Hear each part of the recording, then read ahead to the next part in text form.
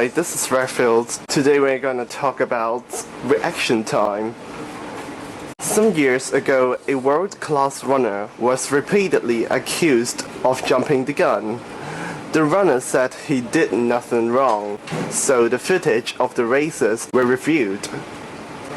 And it was found that he left the starting blocks before other runners. So, the runner underwent some more physiological testing to measure how long it took him to react towards external stimulus. It was found that his reaction time is about 5 to 10% faster than average runners. This enables him to react faster to the sound of the starter pistol. Now let's talk about some key concepts about the reflex arc.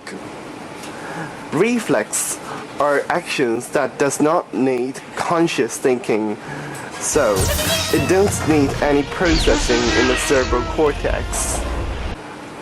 Voluntary actions are willful actions and they are controllable by our will, and it needs processing in the cerebral cortex. Stimuli or stimulus are something that triggers the action. It can be internal or external. The receptors are the nerve ends that detects changes in the surroundings. The central nervous system is the nervous system that consists of brain and spinal cord. The effector is a nerve fiber that terminates on a muscle or a gland that stimulates contraction or secretion. And the response is the action after the whole reflex arc. Now let's talk about a very important concept. It was called synapse. Synapse is a small gap and a functional connection between the dendrites of the neurons. It is elastic and adaptable, and the strength of a synapse, which is called the synaptic strength, can be strengthened through learning and experience.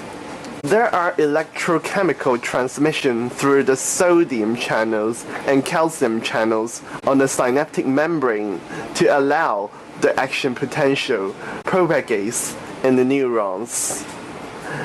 And that's a term called synaptic delay, which means the time needed for a nerve impulse to go through the synapse, and this is crucial for our experiments. Another key concept is priming effects. Priming effect is some implicit memory in which exposure to one stimulus influences this response to another stimulus. An influence is affected by our perceptual pattern, for example, time interval. Now let's talk about the whole reflex arc.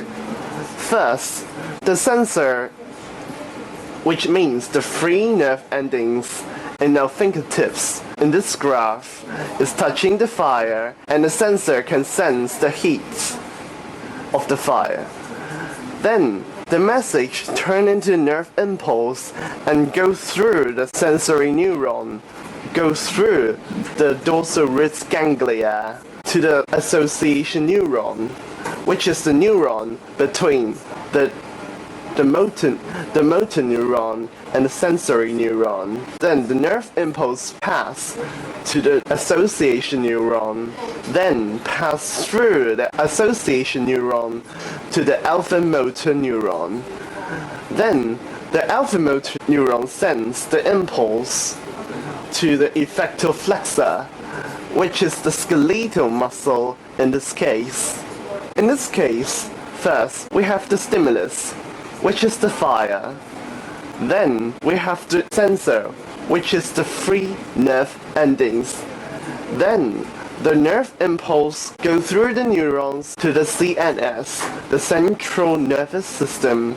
Then the nerve impulse goes to effector flexor, and the response of this whole reaction reflex is the forearm withdrawals from the fire.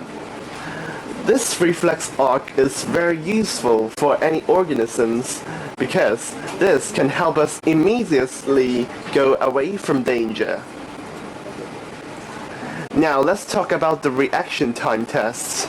First, we need 5 subjects for this test. The subjects put the headphone on and get a seated and relaxed position with his or her eyes closed. Then the subject hold the hand switch with his or her dominant or the non-dominant hand in other conditions, and the thumb should be ready for pressing the button. Then the experimenter will click calibrate, and the subject will hear a bump sound after a fixed or a random time interval.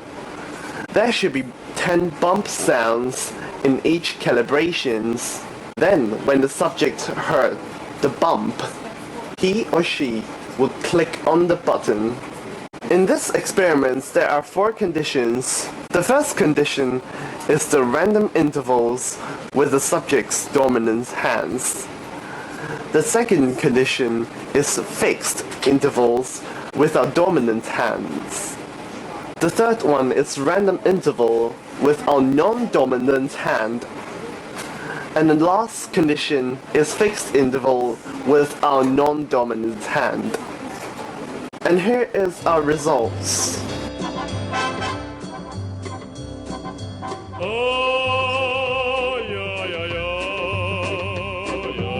In this data analysis, we can see that the conditions with fixed intervals are much faster than random intervals. And the conditions with dominant hand is a little bit faster than non-dominant hand.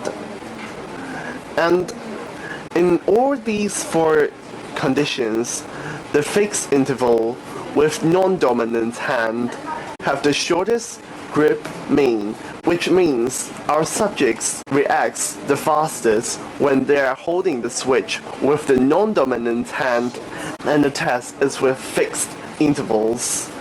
And the slowest one is the random interval with non-dominant hand. And here is our summary.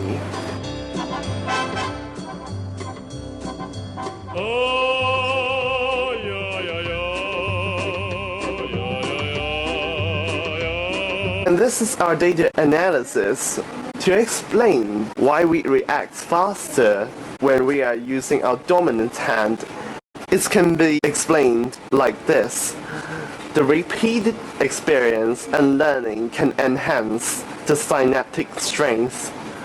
The enhanced synaptic strength results in enhanced synaptic transmissions. And the enhanced synaptic transmission results in faster reaction time.